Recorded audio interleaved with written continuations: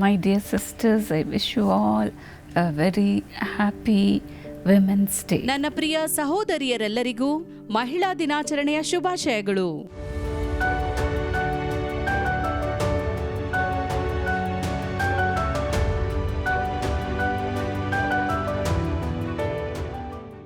When Jesus was in this world, the Lord honored women.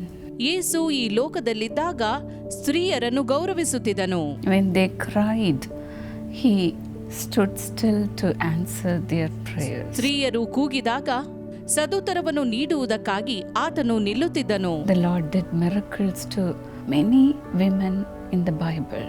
ಸತ್ಯವೇದದಲ್ಲಿ ಅನೇಕ ಸ್ತ್ರೀಯರ ಜೀವಿತದಲ್ಲಿ ಯೇಸುವು ಅದ್ಭುತ ಮಾಡಿದ್ದನ್ನು ನೋಡುತ್ತೇವೆ. In the days of Jesus, men despised women. ಯೇಸುವಿನ ಕಾಲದಲ್ಲಿ ಪುರುಷರು ಸ್ತ್ರೀಯರನ್ನು ಕಡೆಗಣಿಸುವುದನ್ನು ನೋಡುತ್ತೇವೆ. But the Lord Jesus changed the trend totally. ಆದರೆ ಯೇಸುವು ಈ ಪ್ರವೃತ್ತಿಯನ್ನು ಸಂಪೂರ್ಣವಾಗಿ ಬದಲಾಯಿಸಿದನು. Women served Jesus and followed him wherever he went. ಯೇಸು ಎಲ್ಲಿಗೆ ಹೋದರೂ ಆತನೊಂದಿಗಿದ್ದ ಸ್ತ್ರೀಯರು ಸೇವೆ ಮಾಡುತ್ತಿದ್ದರು, ಆತನನ್ನು ಹಿಂಬಾಲಿಸುತ್ತಿದ್ದರು. Jesus is not a respecter of person. ಯೇಸು ವ್ಯಕ್ತಿಯನ್ನು ನೋಡಿ ಗೌರವಿಸುವವನಲ್ಲ. He loved all, ಆತನು ಎಲ್ಲರನ್ನು ಪ್ರೀತಿಸುವಾತನು, especially women. ವಿಶೇಷವಾಗಿ ಸ್ತ್ರೀಯರನ್ನು. The Bible says in Proverbs 14:1, ಸತ್ಯವೇದ ಜ್ಞಾನೋಕ್ತಿಗಳು 14:1 ಹೇಳುತ್ತದೆ, a wise woman builds her house, ಜ್ಞಾನವಂತೆಯು ತನ್ನ ಮನೆಯನ್ನು ಕಟ್ಟಿಕೊಳ್ಳುವಳು, but with her own hand the foolish one tears hers down. ಆದರೆ ಜ್ಞಾನಹೀನಳು ಅದನ್ನು ಸ್ವಂತ ಕೈಯಿಂದ ಮುರಿದು ಬಿಡುವಳು ಎಂದು.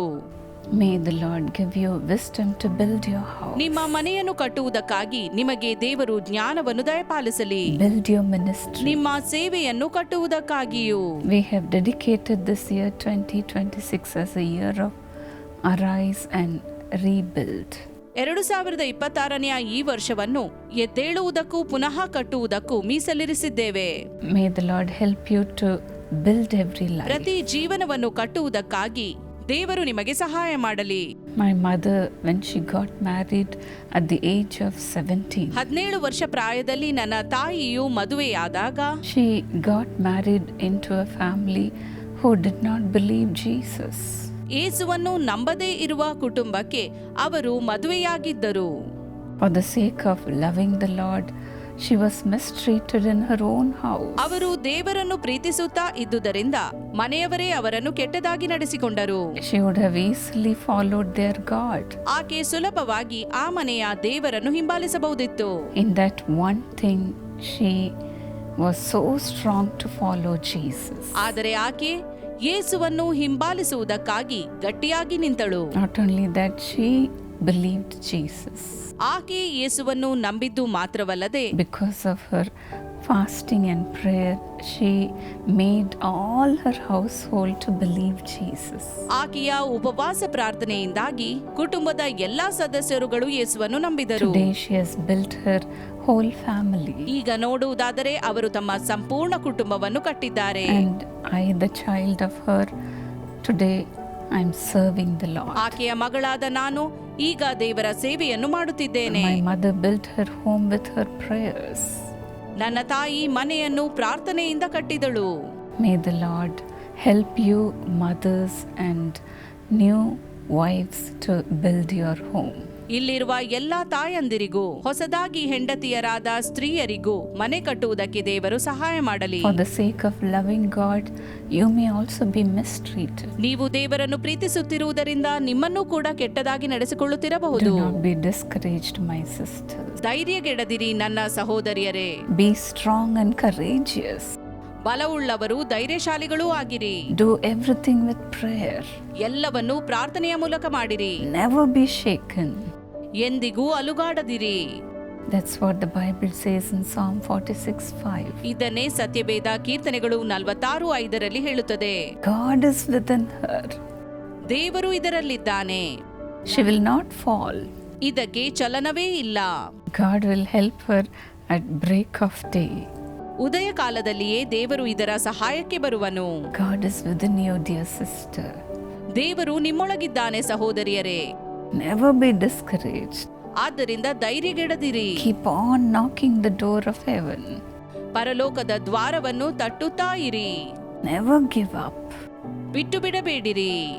Never be discouraged. ಧೈರ್ಯಗೆಡದಿರಿ. The Lord is with you. ದೇವರು ನಿಮ್ಮ ಜೊತೆ ಇದ್ದಾನೆ. May the Lord answer all your prayers ದೇವರು ನಿಮ್ಮ ಎಲ್ಲಾ ಪ್ರಾರ್ಥನೆಗಳಿಗೆ ಸದುತ್ತರ ದಯಪಾಲಿಸಲಿ and build your house. ಮತ್ತು ನಿಮ್ಮ ಮನೆಯನ್ನು ಕಟ್ಟಲಿ. Unless the Lord builds the house, they labor in vain who build it. ದೇವರು ಮನೆಯನ್ನು ಕಟ್ಟದಿದ್ದರೆ ಕಟ್ಟುವವರು ಪ್ರಯಾಸ ಪಡುವುದು ವ್ಯರ್ಥ. Surrender everything to Jesus. ಎಲ್ಲವನ್ನು ಯೇಸುವಿಗೆ ಒಪ್ಪಿಸಿಕೊಡಿರಿ. He will take control of your life. ಆತನು ನಿಮ್ಮ ಜೀವಿತವನ್ನು ಹತೋಟಿಗೆ ತೆಗೆದುಕೊಳ್ಳುವನು. May God be with you. ದೇವರು ನಿಮ್ಮೊಂದಿಗಿರಲಿ. Let me pray for you. ನಾನು ನಿಮಗೋಸ್ಕರ ಪ್ರಾರ್ಥಿಸುತ್ತೇನೆ. Loving Jesus, ಪ್ರೀತಿಯುಳ್ಳ ಯೇಸುವೆ, Lord, be with them all the time.